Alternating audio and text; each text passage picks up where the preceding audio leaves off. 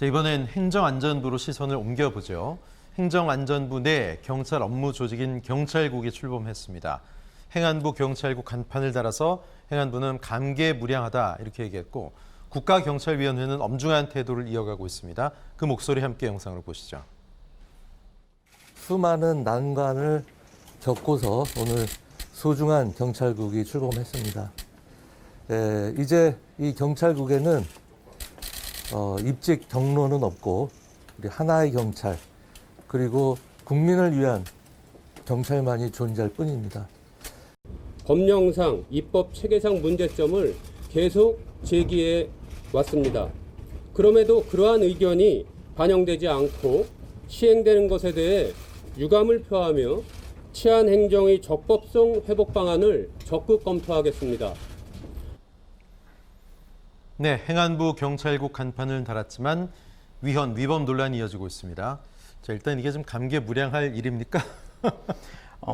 일단 이건 좀 구조를 이해하실 필요가 있는데요.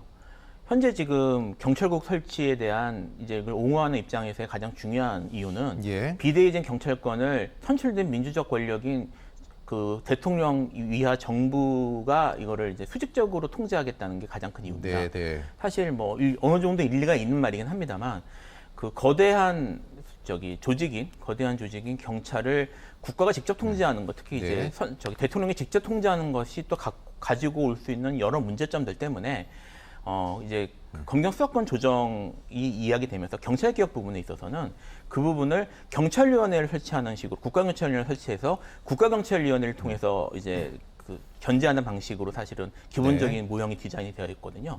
지금 현재 경찰법 특히 경찰법 내에 국가경찰위원회의 입법 부분이 그런 견제 부분을 충분히 수행할 수 있을 정도로 잘 되어 있지 못합니다. 그거는 경찰법이 만들어지는 과정에서 검찰개혁만큼이나 경찰개혁이 국민들 관심자를 덜 받았기 때문에 국회의원들도 이 부분에 대해서 좀 덜 들여다본 것 같아요. 그래서 어느 정도 좀 미흡한 부분이 있는 건 사실입니다만 어쨌든 현재 그런 기본적인 체계, 그래서 국가경찰위원회를 통한 민주적 통제 방식은 현재 좀 도입이 되어 있고요. 그리고 현재 법의 경찰법 10조에 의하면 국가경찰사무에 대한 인사, 예산, 장비, 통신 등에 대한 관한 주요 정책 및 경찰 업무 발전에 관한 사항, 그다음에 국가경찰사무에 대한 인권보호와 관련되는 경찰의 운영 개선에 대한 사항, 그다음에 제주특별자치도의 자치경찰에 대한 경찰이 지원 협조, 그 외에 이제 다른 지방경찰위원회에 대한 사항들을 모두 국가경찰위원회가 담당해서 심의 의결하도록 규정이 되어 있습니다. 그런데 현재 지금 경찰국이 만들어지면서 경찰국이 하겠다는 거는 지금 그 상당 부분 국가경찰사무의 그 인사에 관련된 내용들, 그 다음에 지방경찰 행정에 대한 특히 자치경찰위원회에 대한 뭐 지원이나 견제 이런 것들을 하겠다는 거거든요. 그러니까 이 부분에 있어서는 분명히 이제 법에 정해진 국가경찰위원회의 사무하고 겹치는 부분이 있고요. 그러면 이제 국가경찰위원회는 법률로 설치된 것이고 지금 말씀드린 규정은 경찰법으로 규정되어 있는 것인데 경찰국은 시행령으로 만들어진 거란 말입니다. 그러니까 이 시행령이 상위법령인 경찰법에 위배된다고 문제에 담을 소지가 있는 것이고 특히 현재 지금 경찰국을 설치해서 진행하는 방법에 대해서 국가경찰위원회는 반대 의견을 지금 표시하고 있는데도 불구하고 법적 대응까지 얘기하고 그러니까 이제 그 근거는 이걸로 보셔야 될 겁니다. 그래서 그런 문제 때문에 지금 경찰국이 위법한 것이 아니냐 뭐 이런 논란이 지금 계속되고 있는 것입니다. 그렇군요. 이에 대해서 현직 경찰관 700여 명도 의견을 냈습니다. 경찰을 무시하는 듯한 표현과 행동들에 대한 중립성 보장을 위한 제도적인 방안 등이 필요하다 이런 의견들이었는데요. 경찰관들의 현업에서의 목소리 어떻게 들으셨습니까? 우선은 경찰의 권한이 비대해졌기 때문에 그 통제를 더 실효적으로 해야 된다. 여기에 대해서는 뭐 많은 국민들께서 이미 동의를 하실 것 같고요. 그리고 지금 뭐 여러 가지 해석상 논란이 있습니다만은 지금 경찰국을 통해서 지금 경찰을 뭐 지휘 감독까지는 아닌 것 같고 아무래도 이런 국가경찰위원회라는 것이 법령상, 그러니까 법에 의한 사실상의 그 공식 기구이기 때문에 사실 제가 봐도 경찰국이 그 국가경찰위원회의 권한을 침해한다면은 그건 또 법률 위반의 문제가 또 나오기 때문에 그렇게 운영할 수는 없을 거라고 저는 일단 생각을 합니다. 근데 이 문제의 가장 근본적인 원인은 이렇게 경찰에 대해서 비대화가 충분히 예견되었음에도 불구하고 이제 민주당에서 검수완박 법안을 추진하면서 경찰에 대한 이런 권한 배분 내지는 감독권에 대한 실질 실질화 이런 것들을 전혀 논의하지 않으면서 무조건적으로 권한만 주자 이렇게 하면서 사실은 문제가 촉발됐다는 것이 첫 번째 문제고요. 네. 사실 가장 좋은 방법이라고 한다면은 국가경찰위원회의 그런 유명무실한 그런 기능들을 예. 문제점을 인정하면서 조금 더 실질화할 수 있는 그런 방안들을 더 조기에 도입했었으면 더 좋았을 것 같은데 지금에 와서는 일단 경찰국과 국가경찰위원회 간의 그런 운용의 묘를 좀 발휘를 해야 될 것 같고 여러 가지 그런 좀 위법 사항들이 나온다고 한다면은 이건 예. 국회에서 정부조직법을 통해서 이런 경찰국의 문제를 입법적으로 해결할 수밖에 없다. 저는 이렇게 봅니다. 네. 그런데 언론들이 지적하고 있는 문제점과 의문들이 있습니다. 행정안전부 내 경찰국 신설을 권고한 행안부 경찰제도 개선 자문위원회가 한 달 동안 회의를 했는데 공식 기록을 남기지 않은 것으로 확인됐습니다.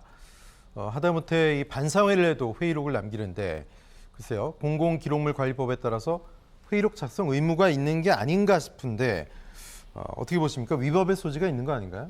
예, 우선은 공공기록물관리법에 의하면은 이제 공공기관, 국가기관을 포함한 공공기관에서 이제 회의를 할 때 예. 여러 가지 뭐 속기록이라든지 그런 자료들을 남기도록 이렇게 규정이 돼 있는 것입니다. 네. 그런데 지금 말씀하신 경찰제도 개선 자문위원회의 경우에는 그 시행령에 따를 때 그 해당 기관이 지금 이 조직이 해당되느냐에 대한 좀 예. 이견이 있는 걸로 보이고요. 행안부의 설명에 따르면은 지금 공공기록물관리법에서 따르는 그 시행령 규정에 지금 이 기관이 해당이 안 된다. 지금 이런 입장을 내고 있기 때문에 예. 사실은 이 법이 있는 것은 맞습니다만은 지금 이 개선자문위원회가 단지 자문적인 일만 좀 수행을 하다 보니까 이것이 그 법에는 해당하지 않는다. 지금 이런 입장으로 보여서 이 부분은 지금 그 기록물이 지금 남아있지 않는 걸로 지금 보이고 위법 소지까지는 보이진 않습니다. 그렇군요. 그런데 경찰국 초대 인선에 과거 징계를 받은 인물이 포함된 것으로 확인돼서 또 논란입니다. 대기 발령 끝에 경징계 처분이었다. 그 인사는 위중한 일로 징계받은 게 아니다. 뭐 이렇게 항변을 하고 잘못은 인정하는데 왜 문제를 삼느냐 얘기하고 있는데 경찰 핵심 사무가 사실 인사라고 봐도 과언이 아닌데 기구 신설 위법성 외에도 인력 구성에도 이렇게 되면 좀 하자가 있는 거 아니야 이런 지적도 나오고 있습니다. 이제 문제되고 있는 그 고위 간부는 사격장에 네. 경찰 사격장에 자기 가족을 불러들여서 예. 가족에게 뭐 총을 쏘지는 않았다는데 총을 쥐어주는 것까지는 했다고 합니다. 네, 네. 그래서 이제 이것이 문제가 돼서 경징계를 받은 전력이 있는 분이라고 하는데요. 사실 뭐 거기에 대해서 적법한 징계를 받고 징계가 끝났으면은 법적으로는 뭐 이제 그 담당 업무를 맡는 게 문제라고 볼 수는 없겠죠. 근데 이제 네. 법적인 문제를 떠나서 지금 경찰국이 해야 되는 중요 임무 중에 하나가 어쨌든 지금 얘기 나오는 거고 예. 인사인 것 같고요. 그다음에 그래서 이제 아까 말씀드렸던 것처럼 국가경찰위원회가 인사 정책에 대해서 결정 심의 의결권이 있는데 네. 뭐 부딪힌다는 말도 나오는 겁니다만 어쨌든 인사에 대해서 그 담당하고 실무를 담당해야 될 것처럼 보이는 경찰국에 이런 좀 경징계긴 하지만 다소 납득하기 어려운 예. 이게 가족이 와서 어떤 총기를 만드는 게 간단한 일은 아닌데 예. 그런 그게 이제 그런 사적으로 그 경찰 조직을 이용한 전력이 있는 인물이 온다면 이제 경찰들이 경찰국이 진행하는 인사 사무에 대해서 납득할 수 있는가 이런 이제 논란은 있을 수 있을 것처럼 보입니다. 그래서 네. 굳이 이렇게까지 할 필요 있었을까? 사람이 없는 건 아니었을 텐데 이런 생각이 좀 드네요. 그렇군요. 네. 자, 경찰국 출범에 대해서 민주당은 거세게 반발하고 있죠. 대책회의도 출범시켰습니다. 경찰국 신설에 대한 위법성 부각을 위해서 여론전도 펴고 또 권한쟁의 심판 등의 법률적 대응에도 속도를 낼 방침이라고 하는데 권한쟁의 심판 지난번에도 한번 저희가 얘기를 해봤는데 과연 이게 헌재 청구할 만한 거리가 되는 겁니까? 이게 좀 애매한데요. 네. 이게 이제 물론 국회하고 정부 사이에 있었던 권한쟁의가 사실 선례가 많지는 않습니다. 예. 근데 2015년에 국회의원이 정부를 상대로 했던 권한쟁의 심판이 시정구가 있었는데 그 경우에는 각하되었습니다. 네.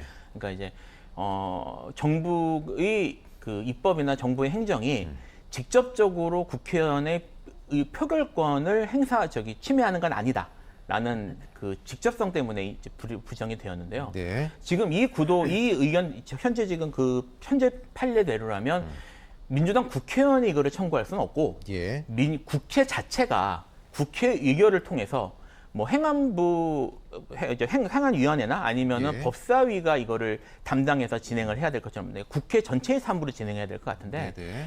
현재 지금 이제 그 국회 내에서 권한쟁의 신청에 대해 심판 신청에 대한 결의가 이루어질 가능성도 높지 않고 이것이 결의가 이루어졌을 경우에는 말씀드렸던 것처럼 그 행안위나 아니면은 법사위에서 진행하는 게 맞을 텐데 그 위원장이 둘 다 국민의힘입니다. 예. 그래서 이게 실제로 그 내에서 국회 내에서 절차대로 의결을 거쳐가지고 진행될 수 있을지는 상당히 의문입니다. 그래서 현재 지금 권한쟁의 신청을 하겠다는 이 부분에 대해서 물론 민주당 내에서 법률적 검토가 있긴 있겠지만 네. 그 2015년 판례에 비춰볼 때는 그리고 또 현재 국회의 상황에 비춰볼 때는 예. 진행하기는 쉽지는 않을 것 같습니다. 네, 현실적으로 쉽지 않다. 네. 자, 뭐 이 이외에도 민주당은 이상민 행안부 장관의 인사재청권 남용을 위해서도 나서고 있습니다. 현행법상 행안부, 해양수산부 장관이 행사하는 총경 이상의 경찰 공무원 인사재청권을 경찰청장, 해양경찰청장에게 이관하고 이를 국가경찰위, 해양경찰위에서 심의 의결하는 내용이다. 이게 골자인데 이 법안은 신 변호사님 어떻게 보십니까? 저는 아까도 말씀드린 것과 마찬가지로 경찰국이라는 것이 법률상 기관이라고 할 수 있는 국가경찰위원회의 권한을 침범해서는 저는 안 된다고 봅니다. 네. 그와 동시에 국가경찰위원회도 지금처럼 형해화된 형식으로 경찰을 통제해서는 안 될 것이고요. 예. 좀 더 기능이 강화돼야 될 거라고 저는 생각을 합니다.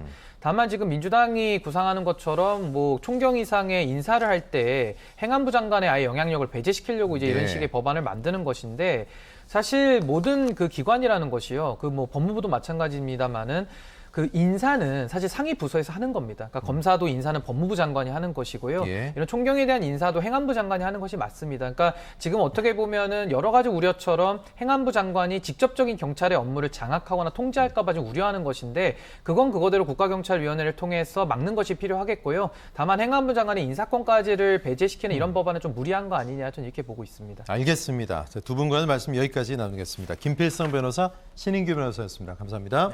감사합니다. 네.